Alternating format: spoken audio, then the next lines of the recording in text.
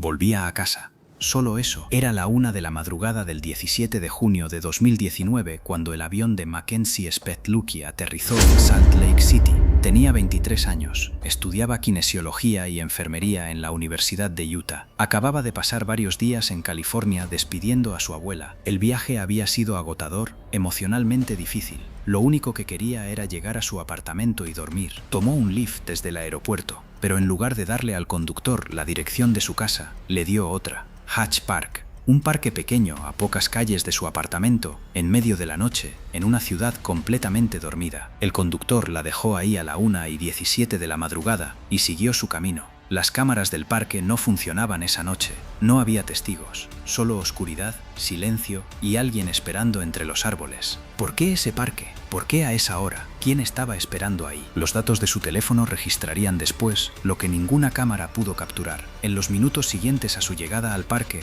su señal se movió, no hacia su apartamento, en dirección contraria, hacia una casa en el vecindario de Fair Park, a varios kilómetros de distancia. La señal entró a esa casa y se detuvo. Y después de esa noche, el teléfono de Mackenzie Lueck nunca volvió a moverse. Piensa en eso un momento.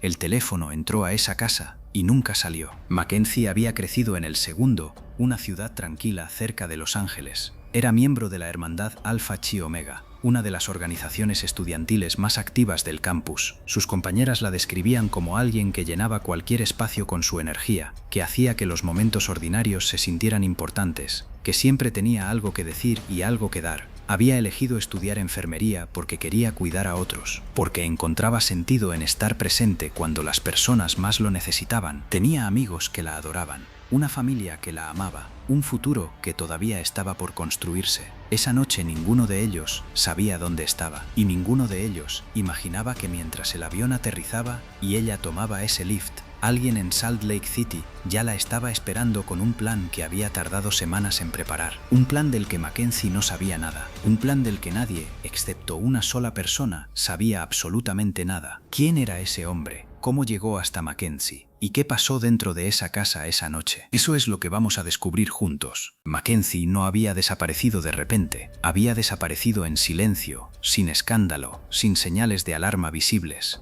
Sus amigos tardaron días en darse cuenta de que algo estaba mal. Sus mensajes quedaban sin respuesta, pero eso no era completamente inusual en una vida universitaria llena de actividades y compromisos. Nadie imaginó lo peor de inmediato. Nadie llamó. Nadie buscó. Fue su padre quien finalmente llamó a la policía de Salt Lake City el 20 de junio, 3 días después de que Mackenzie aterrizara en el aeropuerto. 3 días en los que nadie supo dónde estaba. 3 días en los que el teléfono de su hija permanecía apagado y sus mensajes sin respuesta. 3 días que no deberían haber pasado. Los detectives comenzaron por donde siempre comienzan: las cámaras, los registros telefónicos, los últimos movimientos conocidos. El conductor de Lyft confirmó su versión con precisión. La había dejado en Hatch Park a la 1:17 de la madrugada. Ella había bajado del auto. Él había seguido su camino sin ver nada inusual. No había visto a nadie esperando. No había visto ningún vehículo detenido cerca. Las cámaras del parque no funcionaban esa noche. Era un agujero negro en la investigación. No había imágenes de lo que ocurrió ahí, no había registro de quién había recogido a Mackenzie ni en qué dirección habían partido. Solo la oscuridad de un parque vacío y el silencio de una ciudad que no sabía lo que acababa de pasar. ¿Cómo encontrar a alguien cuando las cámaras no funcionan y no hay testigos? La respuesta estaba en algo que el asesino no consideró. Los teléfonos celulares guardan secretos que las cámaras no pueden capturar. Los datos de ubicación del teléfono de Mackenzie mostraron su ruta esa noche con una precisión que los investigadores no esperaban. El parque, el movimiento hacia Fair Park, una dirección específica, y luego silencio total. Los investigadores cruzaron esos datos con los registros de otra línea telefónica que había estado activa en el mismo parque, a la misma hora, moviéndose exactamente en la misma dirección. Ese teléfono pertenecía a Ayula Adisa Ajayei, un hombre de 31 años que vivía exactamente en la dirección hacia la que se había movido la señal de Mackenzie esa noche. Un hombre cuyo teléfono, a diferencia del de Mackenzie, había regresado solo a casa. ¿Quién era este hombre? ¿Cómo conocía a Mackenzie? ¿Y por qué su teléfono había viajado junto al de ella esa noche? Lo que los investigadores descubrirían sobre Ayula Adisa Ajayei dejaría a todos sin palabras. Ayula Adisa Ajayei tenía 31 años cuando Mackenzie Lueck desapareció. Desde afuera, su vida parecía la de alguien que había construido exactamente lo que se supone que debes construir. Había servido en el ejército de los Estados Unidos. Había trabajado en empresas como Dell y Goldman Sachs. Tenía un empleo estable en tecnología, una casa propia en Salt Lake City y una reputación que no levantaba ninguna alarma entre quienes lo conocían. Pero las apariencias pueden ser la mentira más perfecta que existe. Ajayi vivía con varias identidades simultáneas, usaba nombres falsos en plataformas digitales, construía versiones de sí mismo adaptadas a lo que cada persona quería ver. Era alguien que había aprendido a proyectar exactamente la imagen correcta en el momento correcto. Nadie a su alrededor sabía quién era realmente. La fachada era perfecta y había sido construida con mucho cuidado durante años. ¿Cómo se conocieron Ajayi y Mackenzie? No fue por casualidad. Se habían conocido a través de Seeking Arrangement, una plataforma digital diseñada para conectar personas en relaciones de beneficio mutuo. Habían comenzado a intercambiar mensajes en junio de 2019, apenas días antes de que Mackenzie viajara a California. Los registros de la plataforma mostraban una conversación que había escalado con rapidez. El encuentro en Hatch Park no había sido espontáneo. Había sido acordado, planeado, coordinado con anticipación. Mackenzie pensaba que sabía con quién iba a encontrarse esa noche. No sabía nada de lo que realmente estaba ocurriendo del otro lado de esa conversación. Los vecinos de Ajayi recordaron cosas cuando los investigadores los entrevistaron días después. La noche del 17 de junio habían notado un olor extraño proveniente del jardín trasero de su casa. Un olor que no podían identificar pero que les había resultado inusual para esa hora de la noche. Habían asumido que quizá estaba quemando basura. No habían llamado a nadie. No habían investigado más. Habían cerrado las ventanas y seguido durmiendo. Y mientras ellos dormían, Ajayi estaba en ese jardín quemando el cuerpo de Mackenzie Lueck con gasolina, quemando durante horas en la oscuridad, convencido de que el fuego borraba todo rastro de lo que había hecho, convencido de que era más inteligente que cualquier investigador que pudiera venir después. Pero hay algo que Ajayi no entendió. En el siglo XXI, cada movimiento deja una huella. Cada búsqueda en Internet, cada mensaje, cada llamada, cada paso que das queda registrado en algún servidor a miles de millas de distancia. Ajayi pensó que el fuego lo salvaría. Se equivocó. ¿Qué encontraron los investigadores cuando entraron a esa casa? Lo que descubrieron adentro revelaría el nivel de planificación que nadie había imaginado. Los investigadores obtuvieron una orden judicial para registrar la casa de Ajayi el 26 de junio, 9 días después de la desaparición de Mackenzie. 9 días en los que Ajayi había seguido con su vida. 9 días en los que había dormido en esa casa, había cocinado en esa cocina, había caminado por esos pasillos, como si nada hubiera ocurrido. Lo que encontraron adentro confirmó sus peores sospechas. No era la casa de alguien que había actuado por impulso, era la casa de alguien que había estado preparándose durante semanas. La casa tenía una habitación que Ajayi había modificado de manera que no tenía ninguna explicación inocente. Había intentado instalar aislamiento acústico en las paredes, el tipo de modificación que alguien hace cuando quiere asegurarse de que nadie pueda escuchar lo que ocurre adentro. Una habitación diseñada para que nada de lo que pasara dentro saliera hacia afuera. Piensa en eso. Él construyó esa habitación antes de que Mackenzie llegara a ese parque. En sus dispositivos electrónicos encontraron búsquedas que revelaban semanas de planificación deliberada, búsquedas sobre cómo eliminar evidencia biológica, búsquedas sobre métodos para deshacerse de un cuerpo, búsquedas sobre técnicas forenses que los investigadores utilizan para rastrear crímenes. Ajayi había estudiado cómo no ser atrapado antes de cometer el crimen. Lo que le había hecho a Mackenzie no había sido un impulso, había sido una decisión calculada desde el principio. ¿Y eso es todo lo que encontraron? No. Había algo más. Los investigadores también encontraron en sus dispositivos contenido que reveló que la oscuridad de Ajayi iba mucho más allá de lo que nadie había imaginado. No era solo lo que había hecho con Mackenzie, era alguien cuya verdadera naturaleza tenía múltiples capas, todas perfectamente ocultas detrás de la fachada de una vida aparentemente normal. En el jardín trasero, los técnicos forenses encontraron restos humanos entre las cenizas. Ajayi había quemado el cuerpo de Mackenzie en su propio jardín, mientras sus vecinos vivían sus vidas normales a metros de distancia. Después había cargado los restos en su vehículo, había conducido más de 80 millas hacia el norte y los había enterrado en una tumba poco profunda en Logan Canyon, junto a una ruta turística popular, entre los árboles, lejos de la ciudad. El 1 de julio de 2019, 14 días después de que Mackenzie aterrizara en Salt Lake City, los investigadores encontraron sus restos en Logan Canyon. La búsqueda había terminado de la peor manera posible. Su familia recibió la noticia que ninguna familia debería recibir jamás. Ajayi había sido arrestado 3 días antes, el 28 de junio. Cuando los detectives lo interrogaron, dijo que no conocía a Mackenzie Lueck, que nunca la había visto, que no sabía nada. 9 días de mentiras, mientras los investigadores ya tenían todo lo que necesitaban. ¿Cómo reaccionó Ajayi cuando le pusieron las pruebas frente a frente? Lo que ocurrió en esa sala de interrogación nadie lo olvidaría. El interrogatorio de Ajayi duró horas. Los detectives lo llevaron a una sala y comenzaron desde el principio. Le presentaron los datos del teléfono que lo colocaban en Hatch Park, exactamente cuando Mackenzie llegó al parque. Le mostraron los registros de Seeking Arrangement que documentaban semanas de comunicación entre los dos. Le preguntaron por el olor que sus vecinos habían reportado esa noche,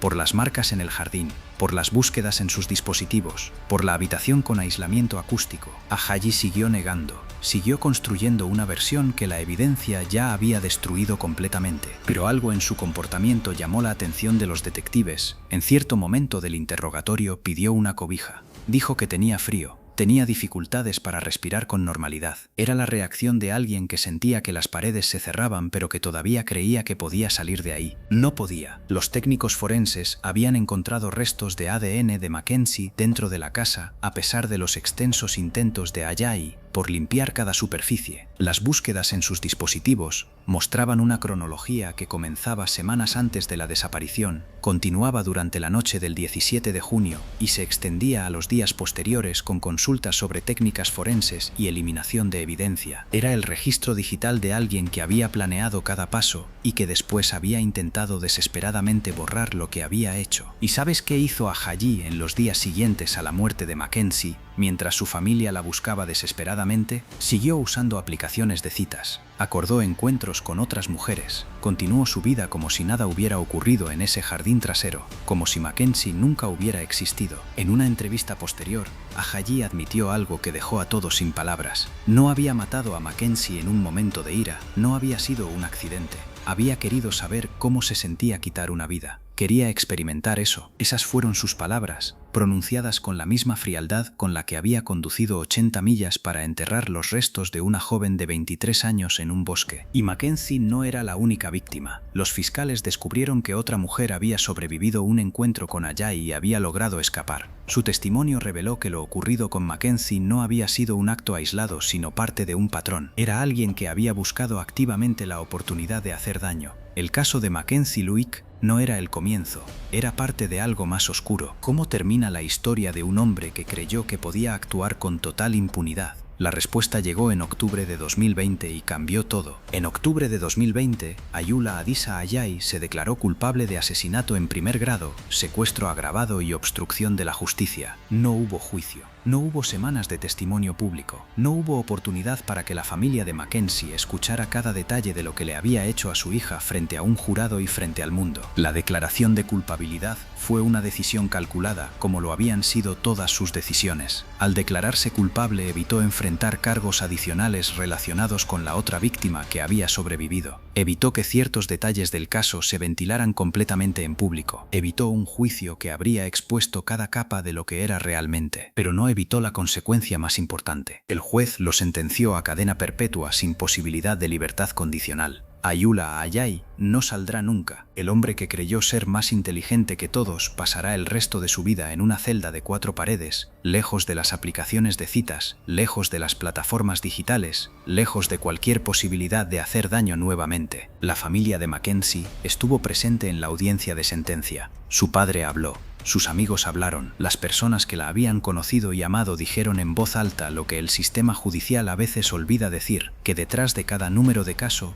hay una persona real con una vida real y con sueños que tenían todo el derecho de cumplirse. Mackenzie quería ser enfermera. Había elegido esa carrera porque quería estar presente en los momentos más difíciles de la vida de otras personas, porque encontraba significado en cuidar a quienes más lo necesitaban. Era alguien que había tomado un avión desde Utah hasta California para despedir a su abuela, que había hecho ese viaje agotador porque para ella la familia siempre era primero. Esa persona nunca llegaría a graduarse, nunca ejercería la carrera que había elegido con tanto propósito, nunca volvería a California a ver a su familia, nunca volvería a su apartamento cerca de Hatch Park. Si esta historia te impactó, si te hizo pensar en las personas que amamos y en lo frágil que puede ser un momento ordinario, dale like a este video y suscríbete al canal. Cada historia que contamos es un nombre que no se olvida. Mackenzie Lueck merece ser recordada. No como un caso, no como una estadística, sino como Mackenzie, una joven de 23 años que quería cuidar a otros y que esa noche solo quería llegar a casa. Pero ¿qué nos dice este caso sobre el mundo en el que vivimos? ¿Qué nos dice sobre las plataformas digitales y los peligros que nadie quiere ver? Eso es lo que vamos a explorar ahora. El caso de Mackenzie Lueck abrió una conversación que muchas personas preferían evitar. Seeking Arrangement y plataformas similares existían en una zona gris que la sociedad había decidido no examinar demasiado de cerca. Millones de personas las usaban, millones de encuentros ocurrían cada semana sin ningún incidente. Era fácil decir que lo que le pasó a Mackenzie fue una excepción, un caso extremo, algo que no podía repetirse, pero esa comodidad tenía un costo. Piénsalo bien, Ajayi no era un extraño que atacó a alguien al azar en la calle. Era alguien que había construido una relación digital durante semanas. Había ganado la confianza de Mackenzie mensaje a mensaje, conversación a conversación. Había creado una versión de sí mismo que no existía, y cuando Mackenzie llegó a ese parque, pensaba que conocía a la persona que la esperaba. No conocía nada. El caso mostró con una claridad que no admitía excusas que el anonimato de estas plataformas podía convertirse en una herramienta para quienes buscaban víctimas en lugar de conexiones, que alguien podía construir una identidad completamente falsa, acercarse durante semanas, ganar la confianza de una persona y actuar con una frialdad que ninguna conversación previa habría podido revelar. Y Mackenzie había hecho algo diferente a lo que hacen millones de jóvenes cada día. No, había usado una aplicación, había acordado un encuentro,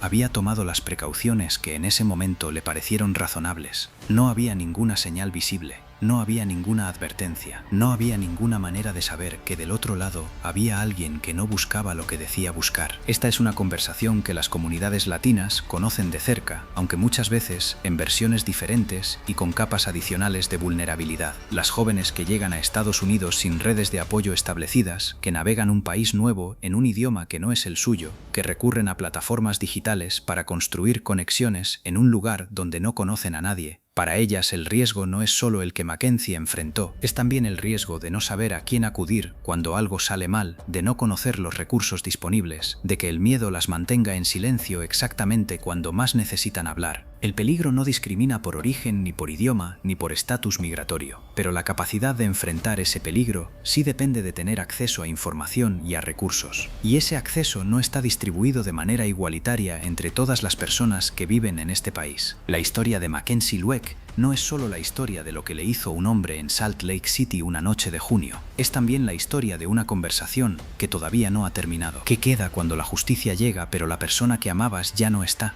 Eso es lo que vamos a ver ahora. Mackenzie Lueck tenía 23 años cuando entró a ese parque en medio de la noche. No sabía que la persona que la esperaba había pasado semanas planificando lo que iba a hacer. No sabía que la habitación de esa casa había sido modificada para que nadie pudiera escuchar lo que ocurriera adentro. No sabía que sus mensajes, los datos de su teléfono, las búsquedas de otra persona, se convertirían en las piezas que reconstruirían su historia después de que ella ya no pudiera contarla. Ayula Ajayi había construido una vida que desde afuera no levantaba ninguna alarma. Había servido en el ejército, había trabajado en empresas reconocidas, había vivido en un vecindario tranquilo rodeado de vecinos que nunca vieron nada hasta que ya era demasiado tarde. Usaba nombres falsos en plataformas digitales, construía versiones de sí mismo adaptadas a lo que cada persona quería ver. Era alguien que había aprendido a parecer exactamente lo que no era, y mientras construía esa fachada, había albergado algo que ninguna persona de su entorno había podido detectar. Quería saber cómo se sentía quitar una vida. Eligió a Mackenzie para descubrirlo. Después condujo 80 millas, enterró sus restos junto a una ruta turística en Logan Canyon